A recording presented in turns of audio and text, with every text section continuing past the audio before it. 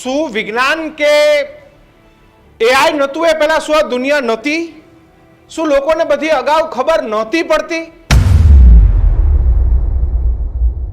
હું તમને અમે જ કહું કે અમે બધા તમારે ત્યાં ઇન્ટરવ્યુ લેવા આવે ને બધું પૂછે પછી કોક આવી વાત કરે કેટલું દુઃખ થાય કાકા. હાથી તો હાથીનું કામ કરે જાય એને તો એની મસ્તીમાં જાય એમાં દુઃખ સારું. આ બિયારણ કેટલું મોંઘું છે એ તો તમે વિચારો. ખેડૂતોને કોસ્ટ ઓફ કલ્ટિવેશન કેટલી થશે એ તો વિચારો.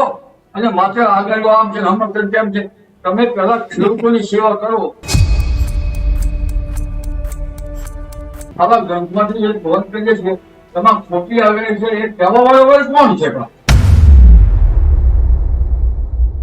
તો આ ગ્રંથોનું વાંચન કર્યા આ જે છે અંતરસુરાથી કે આગળ જાય આમ કરે તેમ કરે.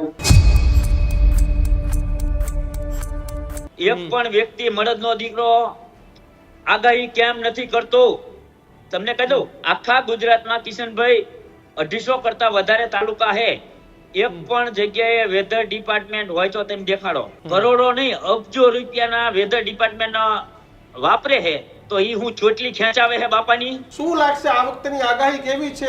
અલ નીનો છે એ શું છે? કેવી અસર ગુજરાત પર કરવાનું છે? હવે જો લા નીનો બને તો લા નીનોમાં એક પવનનો ફેર સાથે છે એક જળવાયુ ઠંડુ છે એટલે અલ નીનોની અસર વચ્ચે પણ કઈક ચોમાસું ધીરે ધીરે આગળ આવશે. પણ ખેડૂતભાઈને મારે કહેવાનું છે, હજુ સુધી તમે અમારી ચેનલને સબસ્ક્રાઇબ નથી કરી તો અત્યારે જ ન્યૂઝરૂમ ગુજરાતને સબસ્ક્રાઇબ કરો, ફેસબુક અને ઇન્સ્ટાગ્રામ પર ફોલો કરો.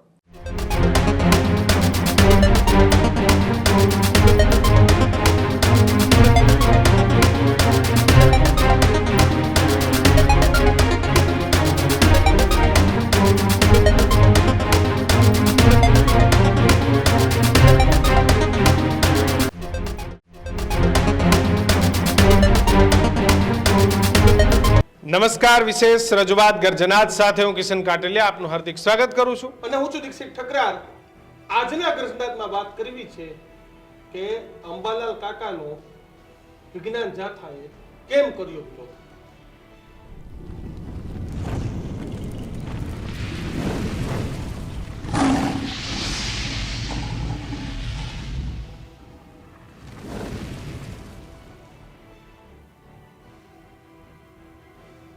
એકવીસમી સદી, ટેકનોલોજીનો યુગ, વિજ્ઞાનનો યુગ, એઆઈનો યુગ. પણ શું વિજ્ઞાન કે એઆઈ નહોતું એ પહેલા શું આ દુનિયા નહોતી? શું લોકોને બધી અગાઉ ખબર નહોતી પડતી?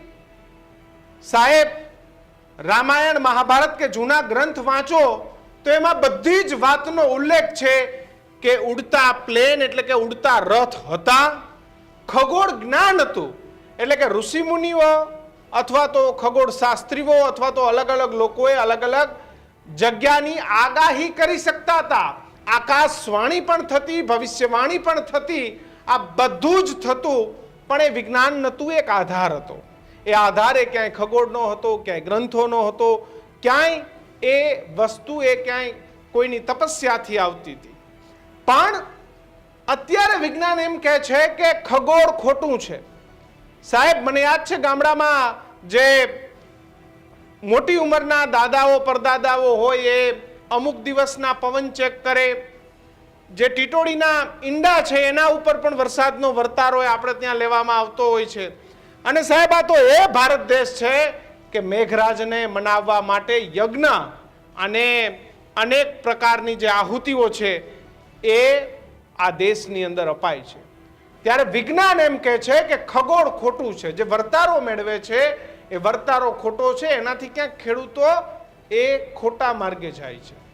વિજ્ઞાન કદાચ જે અત્યારે જે સરકારના વિભાગો છે આ વિભાગો કદાચ હવે કામ કરી રહ્યા છે, પણ વર્ષો પહેલા તો ગામડાના ભાભાઓએ પોતાની રીતે કાઢતા હતા કે આ વખતે ચોમાસું નબળું રહેશે, સારું રહેશે, ગરમી પડશે. અને પહેલા પશુ પ્રાણીઓની મુવમેન્ટ પરથી જે રણ વિસ્તારો હોય ત્યાં ભૂકંપની વાત હોય કે અન્ય કોઈ આફત આવવાની હોય દરિયાકાંઠે તો દીક્ષિત એ પશુ પ્રાણીના હાવભાવ પરથી પણ કેટલા બધા એટલે આવું ઘણું બધું જ્ઞાન એ ભારતની ભૂમિ પર હતું. કિશન, મને બરોબર યાદ છે કે હું એબીપી અસ્મિતા નામની ચેનલમાં કામ કરતો હતો અને વાયુ વાવાઝોડું આવ્યું અને સૌથી વધારે કોઈ હવામાનના ખબરો લે તો આપણી સાથે ઈટીવીમાં એક રિપોર્ટર હતા અત્યારે ન્યૂઝ 18 જેમાં વિભુ પટેલ કે ત્યારે એને એ સમયના જ્યારે હવામાનના અધિકારીઓ હતા ત્યાં તો ટ્રાન્સફર થઈ પ્રમોશન થઈને દિલ્હી બોમ્બે છે એ અધિકારીઓ ત્યારે વિભુ પટેલને ફોન કરીને પૂછતા કે અંબાલાલ કાકાનું શું કેવું છે, અંબાલાલ કાકાનું શું કેવું છે, તમે જરાક અંબાલાલ કાકાની પર શું આગાહી છે. તો એ અંબાલાલ કાકાએ આને ધંધો બનાવ્યો હોય ને તો ઓલું હોય. અંબાલાલ કાકા તો જે લોકો જાય એને ઇન્ટરવ્યુ આપે અને એનો સ્વાર્થ તો કોઈ નથી. તમે જઈને પૂછો છો તો ઇન્ટરવ્યુ આપે છે, સામે આવીને નથી કહેતા કે આજે આમ થવાનું વિડીયો બનાવીને મોકલવાનું એવું કંઈ નથી. તો એનું ગણિત કિશન અનેકો વખત સાચું પડ્યું છે તે આપણે જોયું છે અને એમાંથી કોઈ ભ્રામકતા નથી. અને બીજું અંધશ્રદ્ધા વિજ્ઞાન જાથા હોવું જ જોઈએ, ભૂવા ભરાડા બંધ થવા જોઈએ, અંધશ્રદ્ધા ન જ હોવી જોઈએ. પણ વરસાદનો વર્તારો આખે આખી એક ઘટના અલગ છે. આ જ મુદ્દે આપણે આજે ગરજનાથમાં ચર્ચા કરી છે. આપણી સાથે અંબાલાલ કાકા પોતે જ લાઈવ જોડાયા છે, તો તેની સાથે જ રતનસિંહ ડોડિયા કે જેવો ખેડૂત આગેવાન છે એ પણ લાઈવ જોડાયા છે. અંબાલાલ કાકાને પૂછશું, અંબાલાલ કાકા કેવો વિચાર આવ્યો? એક તો હું તમને અમે જ કહું કે અમે બધા તમારે ત્યાં ઇન્ટરવ્યુ લેવા આવે ને બધું પૂછે પછી કોક આવી વાત કરે, કેટલું દુઃખ થાય કાકા? દુઃખ તો હવે વાતો કરતા કરે, આથી તો હાથીનું કામ કરે જાય એને તો એની મસ્તીમાં જાય એમાં દુઃખ થાય. પરંતુ આ જે બાબતો છે દુઃખ એનું થાય છે કે આપણે કુટુંબની દેણગી જે છે એના પર સુધારો ખાસ પ્રહાર થઈ ગયો. કારણ કે આપણે રૂપિયું તો બહુ દેખાય હતા, અત્યમૂલ્ય વગેરે ઓછા હતા અને આપણાનું ગ્રહણનું ગણિત પણ ઘણા સમય પહેલા આવડતું હતું. આમાં જે આપણા પરંપરા પર ધ્યાનમાં હતા તો ગામડામાં જવું તો ગામડામાં આ બાબતની આગાહી કરવા વાળા બધા ઉભી રાખે અથવા તો બીજું બધું કઈ રાખે. ગામમાં જે પૂછે કે હજીમાં વરસાદ ક્યારે થવાનો છે તો એ કઈ જગ્યાએ આ લહેરું આવ્યું, આનું પવન ને લહેર્યું છે, આ લહેર્યું આવ્યું, આમ આવ્યું એટલે આમ થશે. હવે એક જ દાખલો રહું કે ભજડી વાતો છે ભજડી વાતો ને ભજડી વાતો છે આ તો સ્વામી ભાષામાં. પણ ભજડી વાતો બે વખતની કાળમાં એ રીતે બોલાતા છે અને જુદી હતી અત્યારમાં. સાંપ્રત સમયમાં લગભગ સાંપ્રત પ્રમાણે થાય છે. હવે જમાનો વધી ગયો છે અને અત્યારે મારી પાસે આક્ષેપ કરી રહ્યા છે કે વિજ્ઞાનના આધાર સિવાયની આગાહી છે.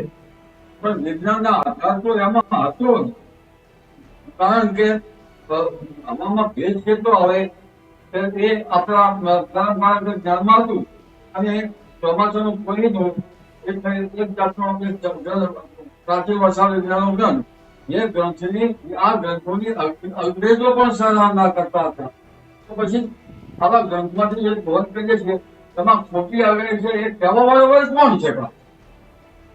એટલે આ બાબતો જે પણ છે અંબાલાલ કાકા વિજ્ઞાન જાથાવાળા એમ કે છે કે અંબાલાલ કાકા ખેડૂતોને ગેરમાર્ગે દોરે છે. આમને તમે શું જવાબ આપશો? તમારો શું સ્વાર્થ છે? તમને શું ફાયદો થાય ખેડૂતોને ગેરમાર્ગ દોરવાથી? અને તમે તો અગાઉ એકવાર આગાહીના કારણે તમે તકલીફનો સામનો કરી ચૂક્યા છો. મારા માટે તો ખેડૂતો ભગવાન છે. હું તો એક ઇંગ્લિશ મીડિયમમાં ભણેલું કરેલું વ્યક્તિ છું. મારી કોલેજમાં પણ વિચારવાનો વિભાગ છે અને હું એક સારા હોદ્દા પર હતો અને આમાં હું બિયારણ પાસ કરવા જતો ખેતરે સર્ટિફિકેશનમાં, ત્યારે તેમાંથી આ જ્ઞાન મને લાગ્યું છે. જયારે હું સારું કે હું કોઈ ઇન્જર બાજુ ગમે તે બાજુ ખેતરમાં ગયો તપાસ વાવ્યો છે ત્યારે ખેડૂત ભાઈઓને પૂછ્યું કે ભાઈ આ તપાસ કેમ બરાબર થયો નથી? ત્યારે ખેડૂત ભાઈઓ કેમ કહેતા કે સાહેબ વરસાદ બરાબર થયો નથી. ત્યારે મારા મગજમાં એક વિચાર સળવડી ઉઠ્યો અને આ વિચારના કારણે ત્યારબાદ મારે જુનાગઢ અને નવસારી જેવા મોટી લાંબા કરવી કરવી બધી એમાંથી હું પુસ્તક લઉં. વળી ત્યારે ફરનારી સ્કૂલની જઈને ત્યાં અમદાવાદી પુસ્તક લઉં. એમ કરતા કરતા મેં અભ્યાસ કર્યો. અભ્યાસમાં ઊંડો ઉતર્યો મને એવોર્ડ મળેલો છે. આ ઉપરાંત ઘણા રોકેટમાં પણ મારે એવોર્ડ મળેલા છે અને ઘણા જાહેર સન્માન કર્યા છે. મારી કોલેજમાં પણ હમણાં મારું સન્માન હતું. મારું હમણાં સન્માન હાલોલ ખાતે યુનિવર્સિટીમાં માનનીય રાજ્યપાલ દ્વારા પણ હતું. એટલે આ બધા મુદ્દો કોઈ તપાસ કરનાર હોય તો આવું થાય છે. અને જ્યોતિષ વિજ્ઞાન છે એ નિવડેલું વિજ્ઞાન છે. હવે તો જ્યોતિષશાસ્ત્રને યુનિવર્સિટીમાં પણ ભણાવવામાં આવે છે. આપણા સરકાર જ્યોતિષના વર્ગો યુનિવર્સિટીમાં દાખલ કરે છે. સિદ્ધાંત સંહિતાનો હોદ્દા એમાં સિદ્ધાંતમાં ગણિત ક્ષેત્રે તો આપણે ઘણો અભ્યાસ આગળ કર્યો છે. આગળ ગયું છે. હવે એ શુદ્ધ પંચાંગ નીકળવા માંડ્યા છે. તો સારા ગ્રહ જમના મધ્ય બધા વિશે બહુ અભ્યાસ કરું છું. અને હોદ્દા એટલે જ્યોતિષશાસ્ત્રનો ઘણો અભ્યાસ થાય છે. સંહિતા વિશે ગ્રંથોમાં આ વરસાદનું ઘણું જ્ઞાન છે. આપણા ઋષિ મુનિઓમાં મુખ્ય ગ્રંથો ગ્રહ સંહિતા છે. પછી તો મેઘ મહોદય છે, ભદ્રકાળ સંહિતા છે, મેઘમાળા છે. આ બધા ગ્રંથો પણ ઘણી વાતો જે છે એનો હવે આવા ગ્રંથો જે છે ગ્રહોના ચાર્ટ, ગ્રહોની રાશિઓ, ગ્રહોના નક્ષત્રો એમાં ઇંગ્લિશમાં પણ આ ગ્રંથો લખાયેલા છે. ત્યારે આપણી પાસે દૂરસાદર ગ્રંથો પડેલા છે. હવે અંગ્રેજી ગ્રંથોમાં અંગ્રેજીના વાંચનમાં એમને ઘણો ઊંડો અભ્યાસ કર્યો છે. કેથેડ્રલ રિવ્યુ પણ કરેલા છે. અને કયા વખતમાં કયા ધર્મ વિષયનું નિર્માણ છે, કયા વખતે નિર્માણ હતો, તો કેટલાક નવા પ્રાપ્ત કરાતા હતા.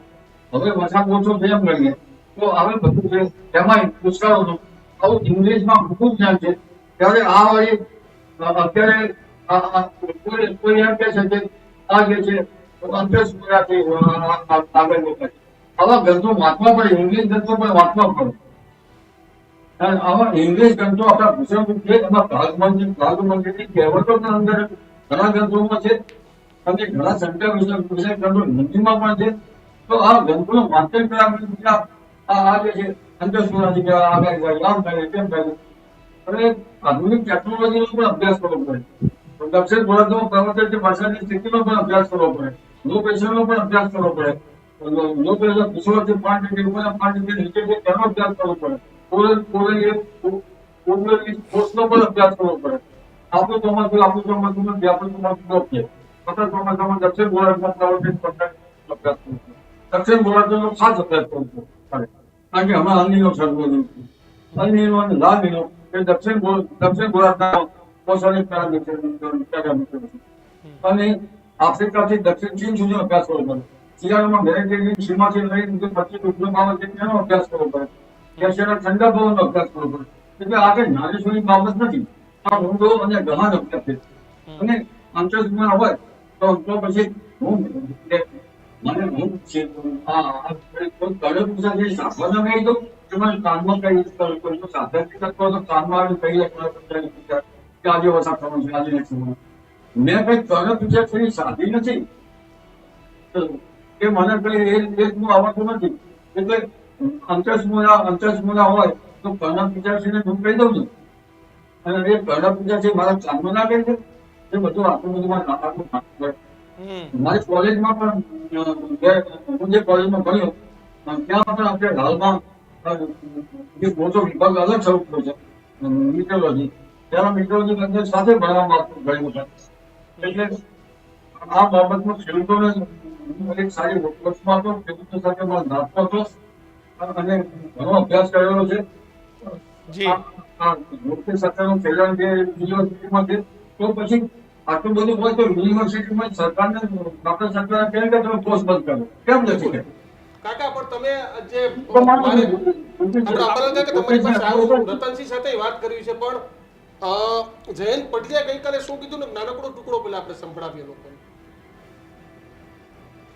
અંબાલાલ પટેલ વારંવાર વાવાઝોડું આવશે, વરસાદ આવશે, વણમાગી સલાહો આપતા હોય છે. આ વ્યક્તિ, આ શખ્સ છે, વારંવાર ખોટા પડે છે. એની ભાષા પણ ઉંમરને લાયક સમજાતી નથી અને તથ્યહીન જ વાતો કરતા હોય છે. અને અમારી પાસે ડેટા છે કે વર્ષોથી આ વ્યક્તિ ખોટો પડે છે અને વારંવાર આગાહીની તારીખો ફેરફાર કરી અને મૂકતા હોય છે. માત્ર સ્ફૂર્ણાના આધારે કરે છે એટલે ખોટા પડે છે. નહીં એકાદ બે સાચી પડે છે. લોકોને તે ધ્યાનમાં આવે છે. વાસ્તવિક આ વ્યક્તિ છે અને એની આગાહી છે સમાજને નુકસાન કરતા છે.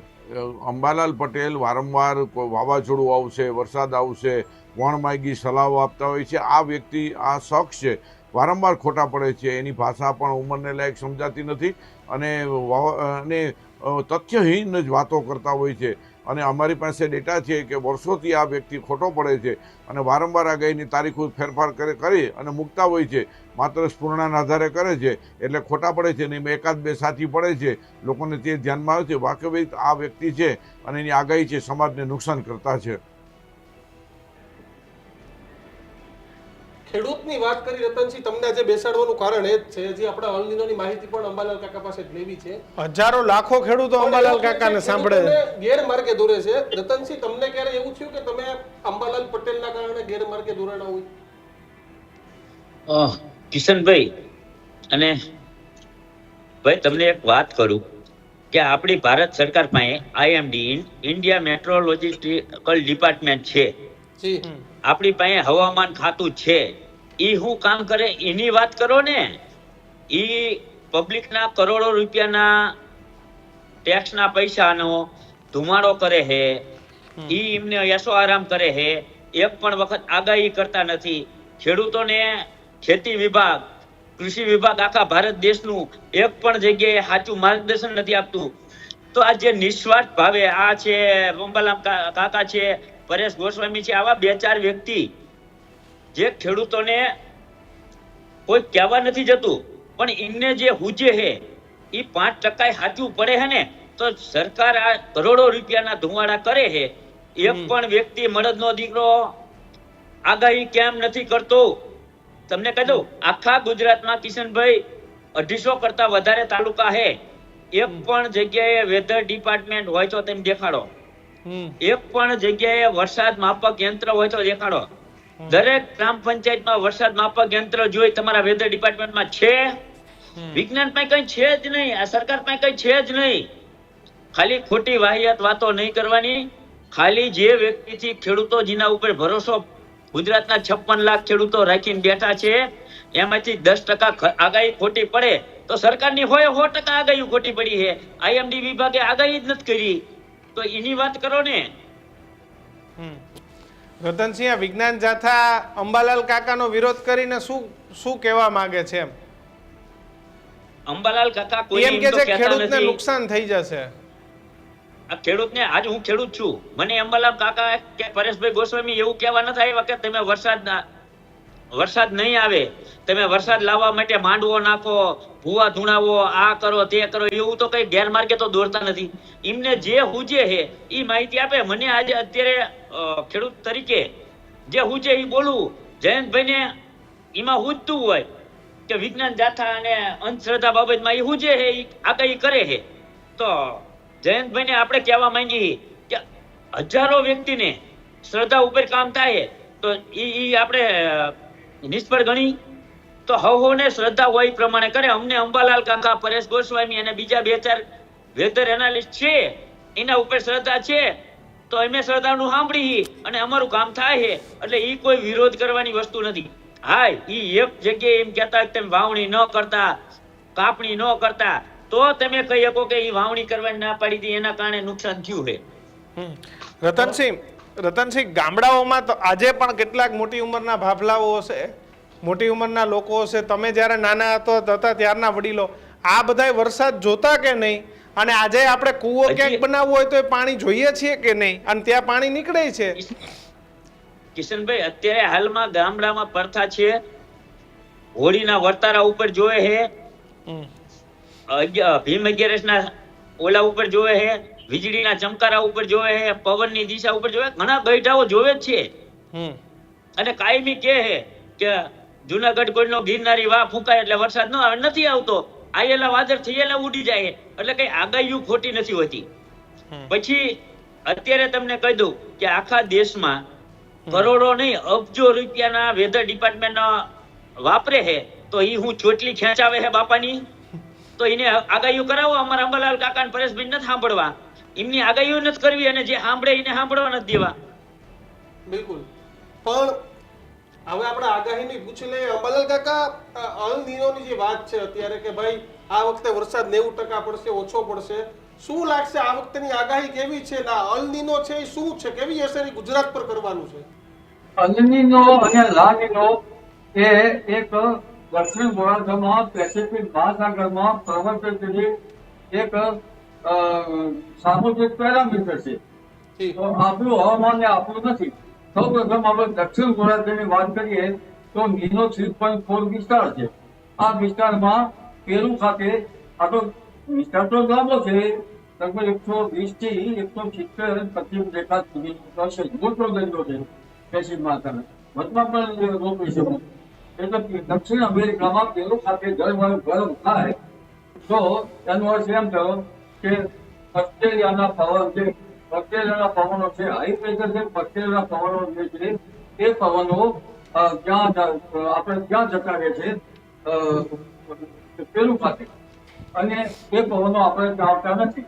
હવે જો લા નીનો બને તો લા નીનોમાં જે પવનો પેરુ ખાતે છે તે જળવાયુ ઠંડુ રહે અને ઓસ્ટ્રેલિયામાં લો પ્રેશર થાય.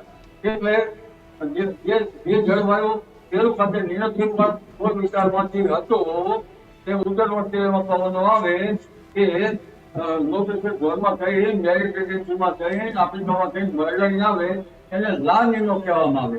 અને આ લા નીનો જે છે એ આપણું ચોમાસું સારું કરે અને વેપાર વાળું કહેવામાં આવે. પરંતુ ઘણી વખત મીટર પર જતું હતું. એટલે સોમાલિયા પૂર્વ આફ્રિકાના દરિયાનો વિસ્તાર, ઇન્ડોનેશિયાનો સમુદ્રનો વિસ્તાર, આ બે સમુદ્ર વિસ્તારના 8 ગોળાર્ધો છે. અને શિયાળામાં મેડિટેરિયન સી અને જયારે વાવાઝોડા આવે ત્યારે આરબ કન્ટ્રીના પવન જોવામાં આવતા હોય છે, ગરમ પવન. એટલે ઘણો અભ્યાસ હોય છે.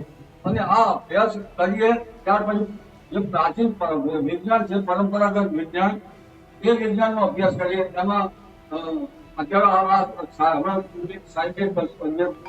ખેડૂતભાઈએ કહ્યું કે ગામડે હવાના દબાણ માપવાના ભેજ માપવાના યંત્રો હોવા જોઈએ. યંત્રો નથી તો અમારે ગૃહિણી પાસેનું યંત્ર છે, અમારી ચકલીઓ પાસેનું યંત્ર છે. જ્યારે અમારી ગૃહિણીઓ રાંધે અને લોટ જે ઢીલો થઈ જાય તો સમજી લેવાનું કે હવામાં ભેજ વધ્યો, પછી તમારું યંત્ર એક બાજુ રાખો. પછી જ્યારે મિક્સરમાં પલળી જાય કે છે ત્યારે હવામાં ભેજ વધ્યો. જ્યારે શ્વાસ ખાટી થઈ જાય તો હવામાં ભેજ વધ્યો. જ્યારે તાંબાના વાતાવરણ, પૂજાના વાતાવરણ કાળા થઈ જાય તો હવામાં ભેજ વધ્યો. અને જેટલા દાવ કરતા જમીન જ્યાં આવે તો હવામાં ભેજ વધ્યો. કીડીઓ જ્યારે જળમાંથી અત્યારે બહાર નીકળે કીડાડી તો થોડા દિવસમાં વરસાદ આવશે. અને આ બધું પાછળ કીધું જ હોય કે આકાશમાં બીજની વીજળીઓ હશે, રોજ અષાઢી વીજળી, જો ધબૂકે બીજ. એટલે આ જયારે અષાઢ મહિનામાં વીજળી થતી હોય તે પણ વૈજ્ઞાનિક છે. હવાનો બધો આપણું દક્ષિણ પછી પણ ઈશાની વીજળી કેમ જોવામાં બધો ભેજ વધીને શીંડામાં એકઠો થાય બીજા ચક્રમાં. એટલે ત્યાં ઈશાની વીજળી થાય. આ ઈશાની વીજળી થવાનો વૈજ્ઞાનિક કાળ છે. તમે અત્યારે પ્રેશર માપવાની એન્યુઅલ થર્મોમીટર મુકાવો, પણ કાકા તમે ઘેર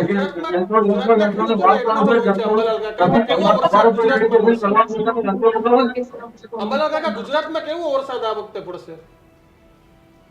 એટલે એના કારણે અનિલનો કારણે કંઈક ગરમાવાનું ચોમાસું લે છે. પણ એ પૂર્વે હમણાં ચોમાસું બંગાળ ઉપસાગરમાં સક્રિય થવાની શક્યતા છે 1822માં. એટલે બંગાળ ઉપસાગરના કારણે ઉત્તર ગુજરાતના કેટલાક ભાગમાં વાવણી લાયક વરસાદ થશે, કેટલાક ભાગમાં. અને દક્ષિણ ભારતમાં, પશ્ચિમ ભારતમાં ભારે વરસાદ થશે. તારીખ અત્યારે તો 20 જૂનમાં તો વરસાદ આવશે, પરંતુ તારીખ 23 જૂન છે લગભગ ચોમાસું લે છે. 23-27માં 27-29માં મુંબઈ મહારાષ્ટ્રમાં વરસાદ થશે. અને લગભગ 30 જૂનથી 5 જુલાઈ વચ્ચે ઉત્તર ગુજરાતમાં કેટલાક ભાગમાં સારો વરસાદ થવાની શક્યતા છે. એટલે વરસાદ જે છે સેન્ટ્રલ ઇન્ડિયામાં ગુજરાતમાં કંઈક નબળું રહી શકે છે. પરંતુ આમ છતાં એક એટમોસ્ફેરિક વેવ જુલાઈ મહિનામાં છે તે પણ ચોમાસું ગુજરાત છે. અત્યારે જે સવારનું ચોમાસું ગુજરાત છે. ઓગસ્ટ મહિનામાં પણ કંઈક અલનીનો 1.5 થઈ ગયો છે. અને ત્યાંની ઘાતક અવસ્થા લગભગ સપ્ટેમ્બરમાં થશે. એટલે અલનીનોની અસર વચ્ચે પણ કંઈક ચોમાસું ધીરે ધીરે આગળ આવશે. પણ ખેડૂતભાઈને મારે કહેવાનું છે કે આપણે ઠંડ મુશ્કેલ વચ્ચે સાહેબ વરસાદ આવે, અંધારો વરસાદ આવી જાય, પણ જયારે બ્રેક મારે ત્યારે ખેડૂતભાઈએ બ્રેક રસ્તામાં સારું રહે. આપણે સરકારે નર્મદાના વીજ પહોંચાડ્યા છે એટલે એક ખેડૂતનો કામ છે. પણ મારા સૌરાષ્ટ્રના ખેડૂત ભાઈઓ પાસે બહુ ઘણી જમીન છે, 100 એકર જમીન છે, અને એમાં એમને વરસાદના આધારે કપાસિયા બિયારણ રોપી દીધું છે. જો એ વરસાદ ના થાય તો 2 વર્ષ તો બિયારણ પચાઈ જાય, તો ફરી વાર ખેડૂતોને ફરી બિયારણ થાય જાય. ખેડૂતો મારે કહેવાનો અર્થ છે કે એક વખત તો બિયારણ તો તમે આપો ખેડૂત ભાઈઓ નહીં, તો એ વર્ષ થાય તો જેમ નહીં છે તો થઈ જાય તો સારું. આ બિયારણ એટલું મોંઘું છે એ તો તમે વિચારો. ખેડૂત ભાઈનો કોસ્ટ ઓફ કલ્ટિવેશન કેટલી થશે એ તો વિચારો. અને માત્ર આગળ આમ છે હમણાં કેમ છે, તમે પહેલા ખેડૂતોની સેવા કરો અને પછી તમે આ આગળ આ વર્તારા કરવા આવો. આ છે કેમ છે આ છે. અરે તમારે ફેમસ થવું હોય તો ખેડૂતોની સેવા કરો. સિદ્ધાંત શિરોમણી વાંચો, સિદ્ધાંત વાંચો, બૃહદ સંહિતા વાંચો, એનો અભ્યાસ કરો, એમાંથી કંઈક આગાહી કરવા કરો. ઘેર ઘેર તમે એમ કરો કે ગામડે ગામડે સ્કૂલની અંદર અથવા તો ગામના પંચાયતમાં એક હવા માપક યંત્ર મુકાવડાવો, પ્રેશર માપક યંત્ર મુકાવડાવો, લગભગ ભેજ માપક યંત્ર મુકાવડાવો. તો અમારે કુવાની પછી આ લોટ માંગે કે ભીનો થઈ જાય એ નહીં કરવું પડે. અમારી ચક્કર ગુણમાં ના ઉકેલ નહીં જોઈએ, અમારી પ્રકાશમાં ઉકેલ નહીં જોઈએ. આવું તો કરો. કાકા મારો એક પ્રશ્ન છે, તમે આગાહી કરીને કોઈ દી 5 પૈસા કમાણા છો આ ધંધામાંથી, આગાહીમાંથી? મારે 5 પૈસા હું તો જોતી જોતો હોય તો મારે પૈસા નથી જોવાનું, કારણ હું સુખી છું. હું એક સારી પોસ્ટ ઉપર રહ્યો છું અને મને જે તમે જરૂર છે ભરતુવારીને જેવો કે ભાઈ મારા ખેડૂતો મારા માટે સર્વસ્વ છે. હું આ સારું ખેડૂતો માટે નથી બોલતો કે મારા પ્રચાર માટે નથી બોલતો, પણ ઓસ્ટ્રેલિયામાં હું ગયો પરદેશમાં તો હું ખેતરમાં જતો રહેતો હતો. મને કે લગાવ છે કે હું બોલું. બિલકુલ. રતનસિંહ શું કહેશો તમે? જવાબ પણ આપો ને. આ હવામાનની અલનીનોની આગાહીને લઈને કેટલો ડર છે એ પણ ખેડૂતોમાં શું ચિંતા છે? ખેડૂતોમાં એક તો વરસાદની ચિંતા છે, એક તો ખાતર મળતું નથી. અને મારો જયંતભાઈ પંડ્યાને સીધો જ સવાલ કે જે અંબાલાલ કાકા હે, પરેશ ગોસ્વામી હે, આની હારે ખેડૂતોની, ગુજરાતના 56 લાખ ખેડૂતોની લાગણી જોડાયેલી છે, એની તમે જે મશ્કરી કરો છો એ ન કરાય. કે જે વ્યક્તિને કુદરતે જેવો અવાજ આપ્યો એવો જ અવાજથી બોલે. કોયલનો અવાજ ગમે એટલો મીઠો હોય પણ કાગડાનો અવાજ કાગડાને જ મીઠો લાગે. બિલકુલ. અલનીનોને લઈને શું ખેડૂતોમાં શું અત્યારે છે? રતનસિંહ, ગામડાઓમાં જાવ છો, ખેડૂતો શું વિચારે છે બિયારણ ખાતરને લઈને? અત્યારે ગામડાઓમાં એક તો પાણી નથી, વરસાદની તકલીફ છે. વરસાદની તકલીફના કારણે એક તો બિયારણ મોંઘા થઈ ગયા, ખાતર મોંઘા, ખાતર ટાઈમે મળવાના નથી. એટલે અલનીનોના કારણે ખેડૂતોમાં બહુ મોટી તકલીફ છે. અને એ તકલીફ સિવાય ઉપર અત્યારે આ સરકાર રહી માત્ર ને માત્ર ઉદ્યોગપતિની છે. 2-5 ઉદ્યોગપતિને સાચવવા માટે અત્યારે ખેડૂતો આખા રસ્તા ઉપર છે, તો તમે જોવો જ છો. બિલકુલ બિલકુલ. રતનસિંહ, અંબાલાલ કાકા, બંનેનો આભાર અમારી સાથે ગર્જનાથમાં જોડાયા અને વરસાદના વર્તારા અને જે વિવાદ ચાલતો તે મુદ્દે જવાબ આપ્યો બદલ બંનેનો આભાર. તો બંને ઘટનાને લઈને તમારું શું માનવું છે તે ખાસ જણાવજો. કોમેન્ટ બોક્સમાં પણ લખજો. જો ટીવીમાં તમે જોતા હોય ન્યૂઝરૂમ ગુજરાતને તો આવો ન્યૂઝરૂમ ગુજરાતના ડિજિટલ પ્લેટફોર્મ પર કોમેન્ટમાં જણાવો. અને સાથે જ ન્યૂઝરૂમ ગુજરાતની ફેસબુક, યુટ્યુબ, ઇન્સ્ટાગ્રામ, ટ્વિટરને તમે લાઈક, શેર કે સબસ્ક્રાઇબ નથી કરી તો ફટાફટ સબસ્ક્રાઇબ કરો. અને આ જ પ્રકારના ગર્જનાથ જોવા માટે જોતા રહો ન્યૂઝરૂમ. અમને આપશો રજા. નમસ્કાર. નમસ્કાર.